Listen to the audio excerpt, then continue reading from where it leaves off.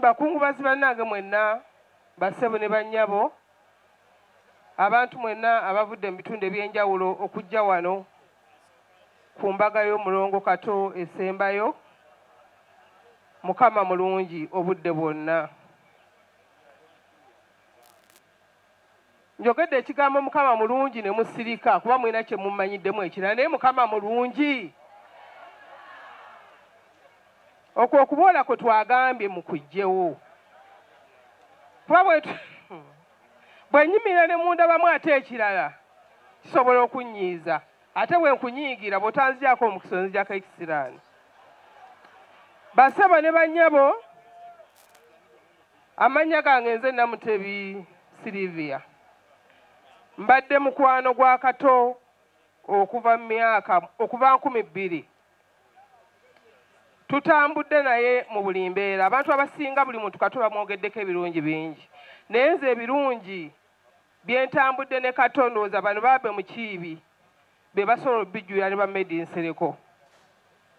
Naye njagala kujjayo obuntu nga buna mu nsi muno. Ekisookera ddala Kato Lwama abadde musajja muganda. Ffenna tukiza nti abadde ki? Omusajja omuganda atalina ffumu mabega wa kitanda toli muganda. Omusajja omuganda atalina lubugo owuwo toli muki?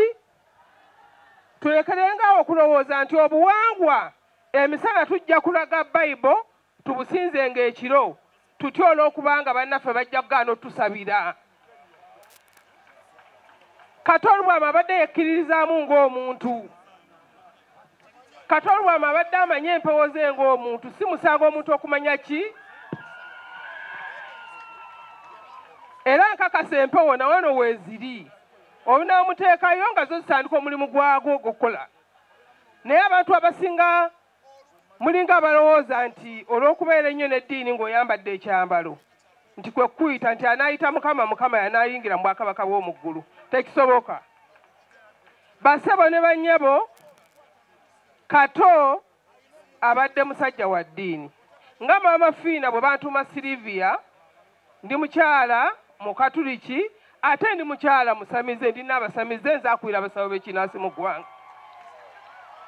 Seegaana mpewo zange, seegaana lubaale wange, sitiriranga misambwa gyonna nga Kato Lwama bw'abadde. Naye nja kuwunzikola kuba batuwadde obudde butono. Bannaffe abaagala nnyo tusabira. Nze ndowooza gye muli yonna muswadde, mwakaswala. Twafunye paasita, twafunye omusumba, twafunye Ssebo paasita wange olwaliro nangidde mu butongole ne bwe mba nvudde wano ne nkutuka ssebo nkwetaaga ojja onsabire.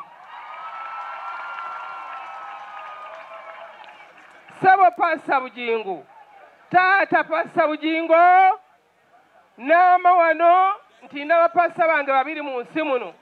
Paasita wange Bugingo ne paasita Bugembe. Bw'oba toliwo ng'oli bize Bugembe ng'ajjanga akikumamu essaala.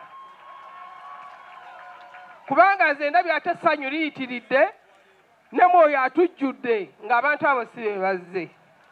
Mwebale nnyo, mwebalire ddala, mbakakasa buli agala obuwangwa bwabusigaleko tabutya. Ssaabasajja Kabaka wangaale. N'ekirala, Naiti oliwa, twawaayo amabugo gaffe wano.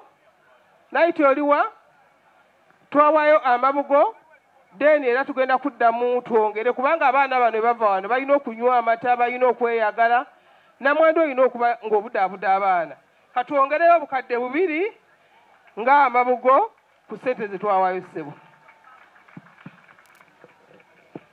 Ekitiibwa ky'amaanyi tweyanziza n'ekimuli kya Maama Fiina mukitegeke, akiteekeko lumu. Mwami Charles James Nkubuge nsaba ojje ogenda kwogera ku lwaba artist bonna mu ggwanga abattawu mwenna nsaba mujje wano akadde kano. Sabe Maama Fiina ategeka ekimuli.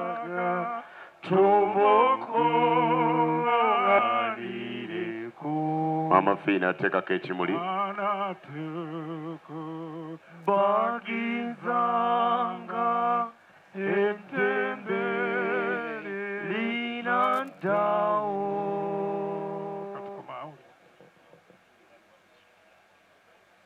embuuzo eyange ekyukamu katono. Mukama yeebazibwe. Nga temuddamu. Mukama yeebazibwe. Kati bwabwe batukumirenga neyanza nnyo neyanzeege kati bwabwe